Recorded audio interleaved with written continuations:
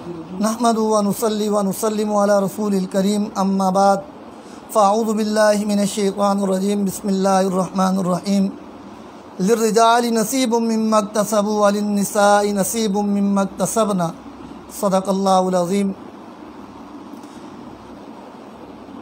अल्लाह ताला ने बनी नौ इंसान को दो जिन्सों पर मुश्तमिल पैदा फरमाया, मर्द और औरत। अम्मा हवा और बाबा आदम की औलाद है तमाम बनी नौ इंसान। आकिल बालिग हो जाने के बाद अल्लाह ताला ने जिस तरह अक्ल व शऊर की दौलत मर्दों को अता फ़रमा रखी है, इसी तरह ख़वातीन को भी अक्ल व शऊर की दौलत अता फ़रमा रखी है। जिस तरह मर्द ज़िंदगी की गाड़ी को चलाने में बुनियादी और मरकज़ी पहिए की हैसियत रखता है, इस तरह ख़ातून खाना भी मर्द के साथ ज़िंदगी की गाड़ी चलाने में बराबर की हैसियत दूसरे पहिए की रखती है। अल्लाह ताला ने मर्दों को मलकियत के हुकूक अता किए हैं, तो अल्लाह ताला ने ख़वातीन को भी मलकियत के हक़ दिया है और फरमाया लिर्रिजालि नसीबुम मिम्मा इक्तसबू, मर्दों को वो माल इस्तेमाल करने का हक़ हासिल है जो उन्होंने कमा रखा है, इसी तरह ख़वातीन को भी उस माल के इस्तेमाल का हक़ हासिल है जो ख़वातीन ने कमा रखा हो। अल्लाह ताला ने मर्द औरत को माल की मलकियत का हक़ भी दिया और उसके कमाने का हक़ भी दिया, और वालिदैन की तरफ से बतौर वरासत जिस तरह बेटों को मलकियत का हक़ मुंतकिल होता है, इस तरह बेटियों के लिए मलकियत के हक़ के इंतकाल को भी न सिर्फ़ तस्लीम किया है बल्कि कुरान मजीद में मर्दों के साथ ख़वातीन के हिस्से को भी मुकर्रर फरमाया है।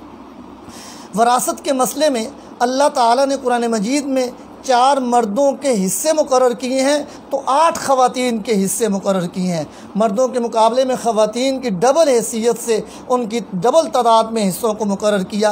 अल्लाह ताला ने माँ की हैसियत से माँ का हक़ मुकर्रर किया है कि बेटा फ़ौत हो जाए तो माँ को वरासत में बेटे की औलाद न होने की सूरत में तीसरा हिस्सा अता किया है और औलाद होने की सूरत में छठा हिस्सा अता किया है। फिर माँ के बाद बीवी की हैसियत से मरने वाले की औलाद होगी तो बीवी को 8वां हिस्सा, औलाद नहीं होगी तो बीवी को चौथा हिस्सा वरासत में अता फ़रमाया है। फिर बेटी होने की हैसियत से कुरान करीम ने एक औरत के हिस्सा वरासत को मुकर्रर किया है। अगर बेटी तन्हा हो तो वो बाप के निसफ़ माल की मालिका है, अगर उसके साथ और बहनें भी हों तो 2/3 हिस्से की मालिका बेटियाँ ही बेटियाँ हैं। अगर मरने वाले की बेटियों के साथ बेटा भी मौजूद हो तो वो अपने भाइयों के साथ, हर बहन भाई के साथ तीसरे हिस्से की मालिका है। फिर बेटियों के साथ साथ शरीयत ने पोती का हिस्सा भी मुकर्रर किया है कि मरने वाले की पोती मौजूद हो, अकेली हो तो वो बेटी की तरह निसफ़ माल की हक़दार है। 2 पोतियाँ हैं तो 2/3 हिस्से की हक़दार हैं औलाद ना होने की सूरत में, और अगर एक पोती और एक बेटी है तो पोती बेटी के साथ छठे हिस्से की मालिका है। फिर शरीयत ने हकीकी बहन की हैसियत से खातून का हिस्सा मुकर्रर किया है कि अकेली बहन हो तो वो निसफ़ हिस्से की मालिका है, 2 बहनें हों या 2 से ज़्यादा हों तो 2/3 हिस्से की मालिका हैं। और अगर इसी तरह हकीकी बहनों के साथ बाप शरीक बहनें हैं, शरीयत ने उनका हिस्सा भी मुकर्रर किया है। माँ शरीक बहन है, शरीयत ने उसका हिस्सा भी मुकर्रर किया है।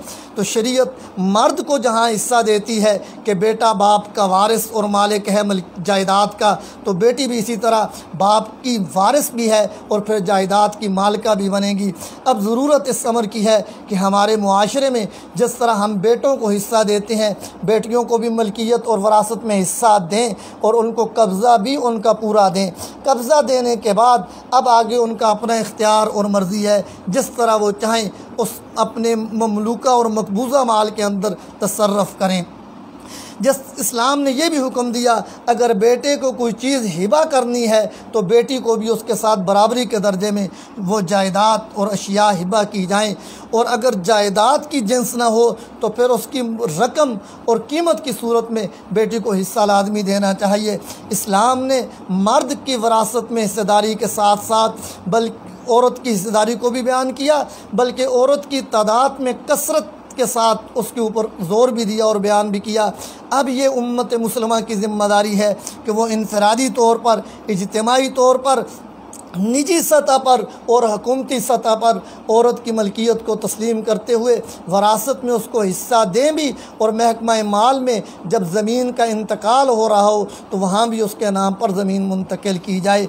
अल्लाह ताला से दुआ है अल्लाह ताला इन अहकामात पर हम सब को, उम्मत मुस्लिमा को, हुकूमत पाकिस्तान को अमल की तौफ़ीक़ अता फ़रमाए। आमीन।